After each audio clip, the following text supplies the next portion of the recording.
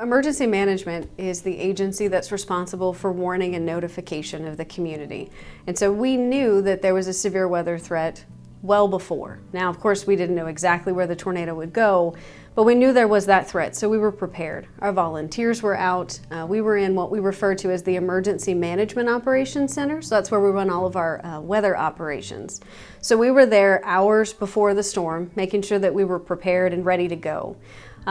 Once we started to see the storm come up from Osage County, we saw that first tornado warning come in for Douglas County, and that's when we started activating the outdoor warning sirens. And then, of course, once the sheriff's office, our first responders out in the field started reporting damage, then we definitely knew it was on the ground and that it was a more dire situation than we realized before, and continued activating the sirens until the storm moved out of the county. And that's when we opened up our Emergency Operations Center. And that's the place where all of our partners come together to support those that are in the field. After we go through the life safety piece and supporting our responders, we take that almost next pivot and looking at cleanup. And that also includes restoration of power, because a large swath of the county didn't have power at that time. So that's where our private sector partners come in to fill that gap. So we had Public Works out there cleaning, picking up tree debris and house debris and clearing the roadways. Then of course the power companies came in with the support of law enforcement, providing safety and security for them.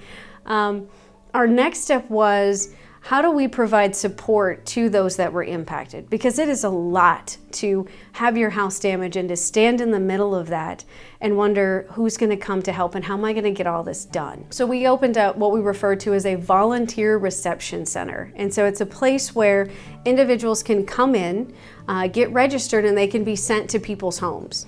And there were volunteers that came from Douglas County, from neighboring counties to neighboring states, and across the region.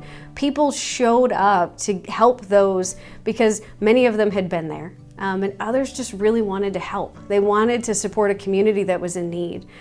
So we are forever grateful for those folks that came out and gave that support. Because when you're in that disaster, really everything else feels like white noise.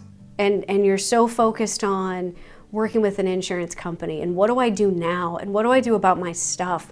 Your memories are gone, your family is impacted, you're emotionally impacted.